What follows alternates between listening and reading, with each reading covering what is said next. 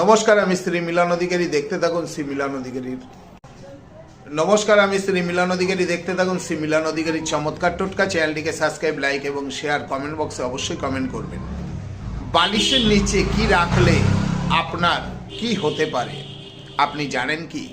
বালিশের নিচে যদি 1 টাকার কয়েন রাখেন, আপনি নানাবিধি রোগ থেকে মুক্তি পাবেন, তবে টাকাটা লোহার হওয়া চাই। বালিশের নিচে যদি আপনি পেয়ারা পাতা রাখেন, তাহলে আপনার বাড়ির থেকে অশান্তি দূর হয়ে যাবে।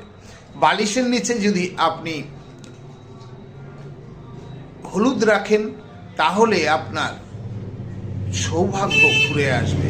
বালিশের নিচে যদি আপনি তুলসী পাতা রাখেন, তাহলে আপনার আর্থিক উন্নতি বৃদ্ধি পাবে। বালিশের নিচে যদি আপনি লবঙ্গ রাখেন, তাহলে আপনার বাড়ির থেকে নেগেটিভ এনার্জি দূর হয়ে যাবে। করে দেখুন মিলন অধিকারী।